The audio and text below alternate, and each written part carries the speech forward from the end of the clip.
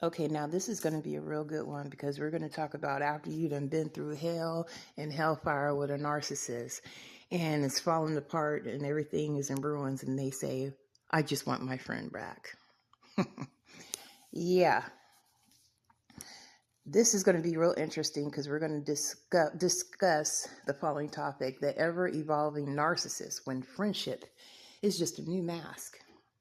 Now, there's a version of a narcissist that most people learn to recognize: the loud one, the arrogant one, the one who needs the spotlight. That's the obvious one, but the dangerous one is the one who evolves, the one who realizes that dominance doesn't always work, so they switch strategies. They go from overt to covert, and they wrap themselves in something that sounds safe. Let's be friends. Now let's talk about the shift. See, when the narcissist loses control in one role, they don't leave, they reposition. If they don't have you romantically, emotionally, or physically, they will try to keep you psychologically, energetically, or access-wise. So they downgrade the relationship, but keep the benefits. And that's where people get confused and they get tripped up because it feels like at least they still care. Hell no, they still want access. Okay? Now, the difference between overt and covert. An overt narcissist is easy to spot. They're loud, they're controlling, they're dominant, and they're ego-driven. But a covert narcissist, they move different. They're quieter, they're indirect, they're emotionally slippery, and they always are just out of reach. They don't demand control, they create confusion, and confusion is control. Who is the author of confusion? Just a footnote. Now, the friendship mask. When they say, I just want to be your friend, what they often mean is, I still want your attention, I still want your emotional energy, I still want to be in your life, but I don't want responsibility, accountability, or commitment. That's not friendship. That's emotional freeloading.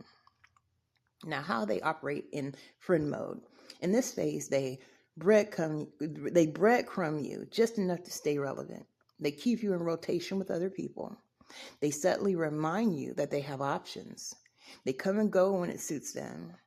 And they avoid direct conversations about intentions. And the most important part, they will never fully release you, but they will never fully choose you either. Why people fall for it? Now, because it just feels safer. You tell yourself, at least we're still on good terms, or at least they didn't disappear, or maybe something will grow later. You be thinking their ass is going to turn into something. They're not. But what's really happening is you're being kept in a holding pattern while they maintain control. Clock it. Now, the truth about evolution. This isn't growth. Let me be clear. This is not someone becoming more mature. This is someone becoming more strategic.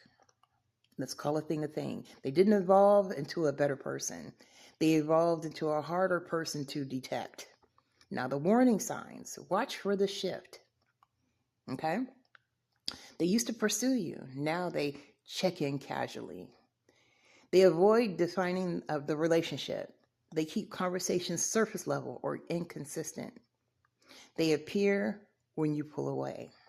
They keep other people in the mix, and they want emotional closeness without commitment. That's not friendship. That is control in disguise. Now, the only way to win this is not to play. You don't negotiate, explain, or try to prove your worth. You recognize it and you remove access. Because once someone shows you that they can switch masks to maintain control, they're not safe to keep close. Now, let me leave you with this. A real friend is consistent, clear, respects boundaries, and does not confuse you. If someone has to blur the lines to stay in your life, if they claim that you're friends with them and then they are being vulgar or sexual or overtly nasty, if they give you the impression that they'll slide through and cheat and mess up your relationship, what you got going on, if you allow them to insert themselves into your head, your emotions, or your relationship or marriage, that is not your friend. They're looking for weak spots. They're not evolving. They're trying to blur the lines to stay in your life and monopolize your time and your control and sabotage your relationships and anything you got going on. They're adapting their strategy, and you don't owe access to someone who only knows how to take. Don't forget all the shit they brought you through, okay? So that's my take on the whole situation. You got to be real careful with these narcissists because they will alter their personas, change their approach, change their strategy, and they think that they're 10 steps ahead of you. But when you have discernment, when you listen to that inner voice, and when you don't get so detached from yourself that you lose touch of the Holy Spirit giving you little pings and taps on your shoulder, you'll never step wrong. Okay? All right, that's all I have to say for today. Thank you for listening.